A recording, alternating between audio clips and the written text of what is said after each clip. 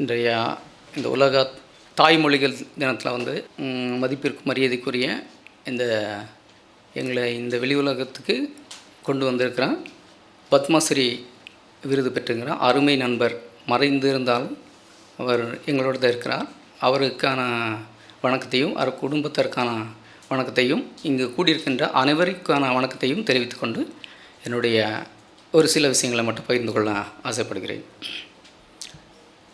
குறும்பர் அப்படின்னு சொல்கிறது வந்து இன்றைக்கி குறும்பர் அப்படின்னு ஒரு வரியில் வந்து தவறாக தான் இருக்குது. அது குரு, எங்களுடைய வழிபாடு முறையில் வந்து குருங்கிற கடவுளை தான் நாங்கள் வணங்குகிறோம். அந்த அருங்கிறது ஒரு கடவுள், குருங்கிறது எங்களோட முன்னோர்கள். இந்த ரெண்டு கடவுள் தான் எங்களுடைய வழிமுறையில் இருக்கிற ஒரு நடைமுறையில் இருக்க பழக்கம். அதில் எழுத்து பிழைகள் வந்து குருங்கிறத வந்து குருவாக போட்டு எங்களை தாழ்வாப்படுத்தி வச்சுருக்காங்க. குரு அப்படின்றது, அந்த குருங்கிறது கடவுளுக்கு கூட பயப்பட மாட்டோம் நாங்கள். அதாவது எந்த கடவுள் இருந்தாலும் கடவுள் கூட எங்கள் மக்கள், எங்கள் முன்னோர்கள் பயப்பட்டதில்லை.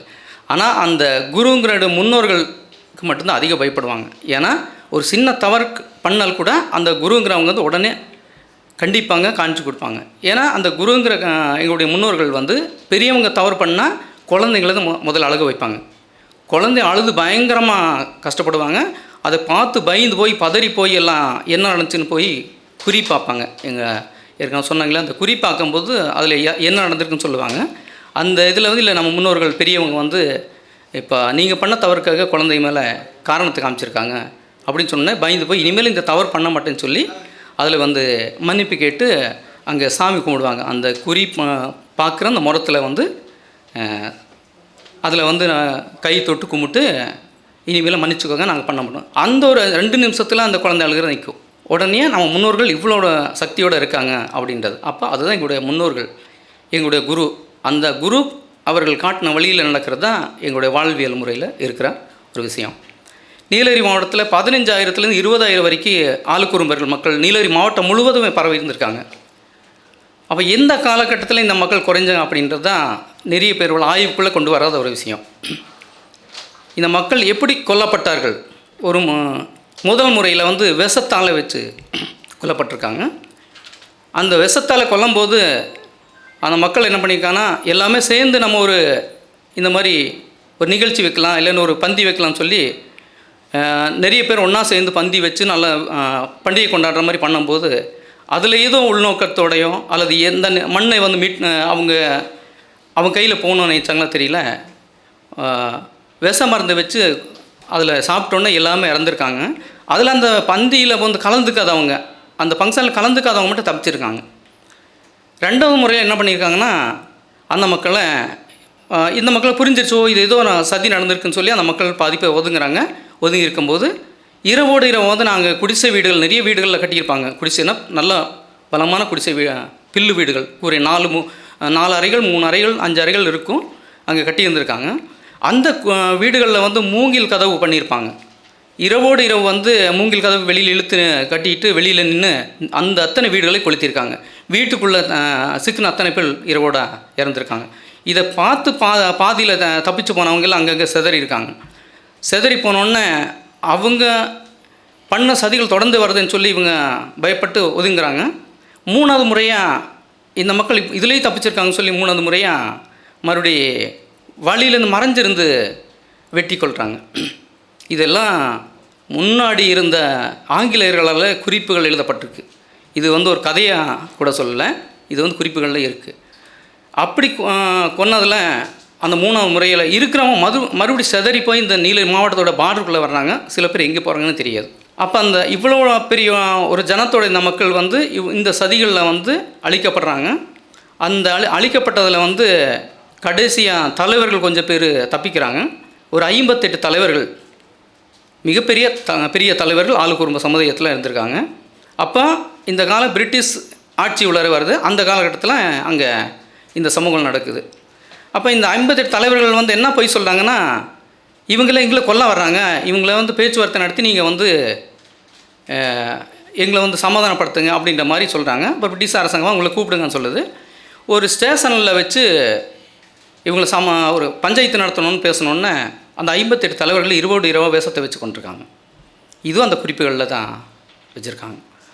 அப்போ இந்த மாதிரி கொல்லும்போது அந்த குறிப்புகள் என்னென்னா, ஒரு தலைவன் 100 பேர்த்தை கொல்லக்கூடிய ஒரு சக்தி படைத்தவன் அப்படின்னா, வெட்டியோ நேரடியாக அடித்தோ எப்படின்னு தெரியல. ஆனால் குறிப்புகளில் 100 பேர்த்தை கொல்லக்கூடிய ஒரு சக்தி படைத்தவன், ஒரு மசராக்கின்னு எழுதியிருக்காங்க. மசராக்கினா அதிக மக்களை கூட ஒருத்தனால் கொல்ல முடியும் அப்படின்னு, ஒரு சக்தி படைத்தவன் அப்படின்னு. அப்போ இந்த குறிப்புகள் அதில் எழுதப்பட்டிருக்கு. அப்போ இதெல்லாம் பதிவுகள் இல்லை. இங்கே இப்போ வர்ற பதிவுகளில் பிரிட்டிஷ் ஆட்சிக்கு பின்னாடி எந்த பதிவுகளில் நான் பார்க்கல. இப்போ கூட சொன்ன மாதிரி நானும் ரவுடி தான் ஒரு படத்தில் சொல்கிற மாதிரி, நானும் ரவுடி தான்ன்ற மாதிரி 2-3 புத்தகங்கள் எழுதியிருக்காங்க. நானும் எழுத்தாளன் தான், நானும் ஆராய்ச்சியாளன் தான் சொல்லி ஒரு பொய்யான தகவலை நீலகிரி பழங்குடின்னு ஒரு அறிமுகம் அந்த புத்தகத்தில் எவ்வளோ ஒரு பொய்யான தவறான தகவல் எழுதியிருக்காங்கன்னா, யானைகளை சாப்பிட்றவங்க பல்லியை சாப்பிட்றவங்க எழுதியிருக்காங்க.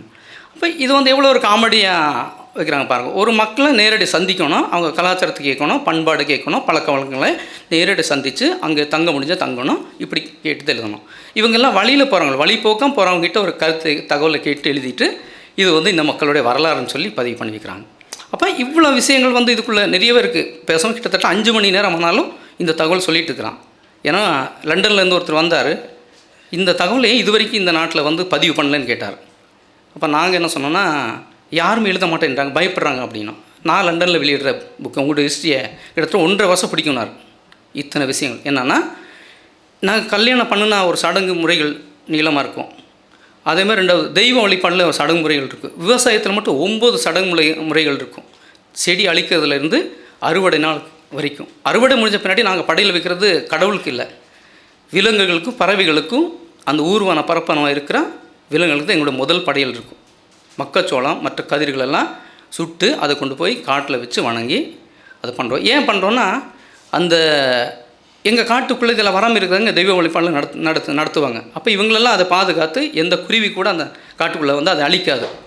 அப்போ எங்களை எங்கள் உணவுகளை பாதுகாத்து கொடுத்துருக்கீங்க, அதுக்காக முன்னாடி நாங்கள் படைக்கிறது உங்களுக்கு தான் அப்படின்னு சொல்லி இயற்கையில் இருக்கிற விலங்குகள் பறவைகள் இவங்களுக்கெல்லாம் படைத்த பின்னாடி தான் முன்னோர்களுக்கு பின்னாடி தான் 3வது தான் இறைவனுக்கு. இந்த 3 வழிபாடுகள் அங்கே இருக்குது.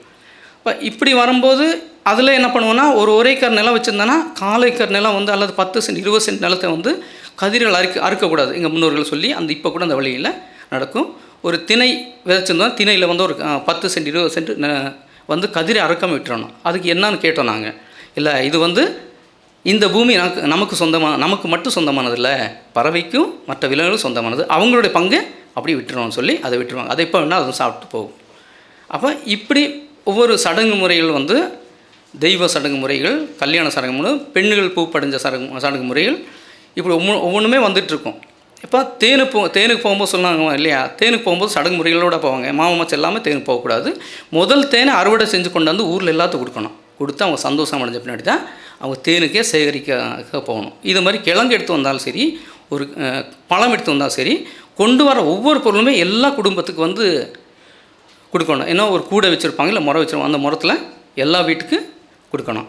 அப்போ இந்த ஒரு பகிர்ந்துணு பழக்கம் அதிகமாக எங்கள் சமுதாயத்துக்குள்ளே இருக்குது. அப்போ இடையில் இதெல்லாம் பார்த்த பின்னாடி இந்த நிலத்து மேலே ஆசைப்பட்டாங்களா, அல்லது எங்களுடைய ஆட்சி அதாவது நாங்கள் வாழ்ந்த முறைகள் மேலே ஆசைப்பட்டாங்களா தெரியல, எங்கள் மக்களை ஒரு அழிவு நிலை கொண்டு வர்றாங்க. அதுக்கப்புறம் எங்களுடைய கலாச்சார பண்பாடு, எங்களுடைய உடைகள் எல்லாமே மற்ற மக்கள் எடுத்திருக்காங்க. எடுத்து நாங்கள் தான் இந்த மண்ணுக்குரியவர்கள், நாங்கள் தான் இதுக்கு சொந்தக்காரர்கள்னு சொல்லி ஒரு பக்கம் அது போயிட்டு இருக்குது. அப்போ இப்படி இருக்கும்போது எங்களுடைய மக்களுடைய வாழ்க்கை நிலையில் கல்வெட்டு ஏற்கனவே சொல்லியிருக்காங்க, பாறை ஓவியங்கள் எல்லா பகுதியிலும் இருக்குது, நாங்கள் பார்த்து வச்சுருக்கிறோம். ஆனால் யார்கிட்ட சொன்னதில்லை, நாங்கள் அதை வழிபடுறோம். ஏன்னா அது யார்கிட்டும் சொல்லக்கூடாத ஒரு விஷயங்கிறதுனால பாறை ஓவியங்களும் இந்த 58 கல்வெட்டுகளையும் நாங்கள் வழிபாடு நடத்துகிறோம். அதே மாதிரி மற்ற அடையாளங்கள் இருக்கும், அதுக்கும் நாங்கள் வழிபாடு நடத்தி அதை பாதுகாக்கிறோம். ஒரு வகையில் ஒரு சில கல்வெட்டுகள் வெளியில் வந்த பின்னாடி வெளியிருந்த நிறுவனங்கள் மற்ற நண்பர்கள் சில அந்த பாறை ஓவியங்களை எடுத்து வெளி உலகத்துக்கு கொண்டு வந்திருக்காங்க. சில பாறை ஓவியங்களை நாங்கள் யாரும் காமிக்கிறதில்ல. சில பேர் அதை போய் ஒரு என்ன பண்ண, நானும் ஒரு பெரிய ஒரு இதை வெளியே உலகத்துக்கு காட்டணும்னு சொல்லி அதை தவறான முறையில் வெளியே காட்டும்போது எங்களுக்கு என்னென்னா, அதை எங்களுக்கு புண்படுத்துகிற மாதிரி ஒரு விஷயமாக நாங்கள் அதை புரிஞ்சுக்கிறோம். ஏன்னா அதை பாதுகாக்கிறோம். எங்கள் தேவாசோலைங்கிறதையும் எங்களுடைய குலதெய்வ தேவாசோலையை பாதுகாக்கிறோம், கல்வெட்டையும் இந்த பாறை ஓவியங்களை பாதுகாக்கிறோம். அப்போ சில விஷயங்கள் நம்ம இது இருக்குன்றது பதிவு பண்ணுறதுக்காக போகிறது நல்லது. அதே சமயத்தில் அதை தவறான புரிதலோட வெளியில் பதிவு பண்ணிவிட்டு எங்களை ஒரு தாழ்வான ஒரு மனப்பண்பை கொண்டு போகிறது எங்களுடைய ஒரு வேண்டுகோள். அப்படிப்பட்டதுலேருந்து இந்த பாரு ஓவியங்களில் வந்து எல்லா வாழ்க்கையில் நாங்கள் என்னென்ன சடங்குகள் வச்சுருக்கோம் அத்தனையுமே அந்த பாரு ஓவியத்தில் இருக்குது. அதுதான் இப்போதைக்கு, அதாவது இந்த ஒரு கிட்டத்தட்ட 30 ஆண்டுகளாக நம்முடைய மறைந்த நண்பர் திரு கிருஷ்ணன் அவர்கள் வந்து அதிலிருந்து எடுத்து அந்த இயற்கை கலவைகளை கொண்டு ஒரு ஓவியமாக வரைஞ்சி அதுக்கு சிபிஆர் ஃபவுண்டேஷனுங்கிற ஒரு நிறுவனம் முக்கியமான ஒரு அந்த அதை வந்து வெளியில் கொண்டு வந்ததுக்கான ஒரு நிறுவனமாக இருக்குது. அவங்க மூலயமா சில பயிற்சிகளோடைய அதை வெளியுலகத்துக்கு கொண்டு வந்து இன்றைக்கி இந்தளவுக்கு இந்த சமுதாயத்தோடைய வரலாறு விஷயங்கள் எல்லாமே பதிவு பண்ணுறதுக்கான ஒரு வாய்ப்பு இருக்குது.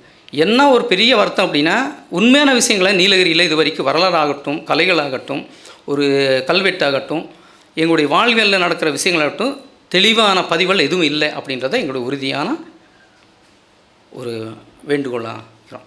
எந்த பதிவுகளில் எனக்கு நானும் ஒரு என்னை அடையாளப்படுத்திக்கிறதுக்காக ஒரு சின்ன விஷயத்தை எழுதுகிறோம்.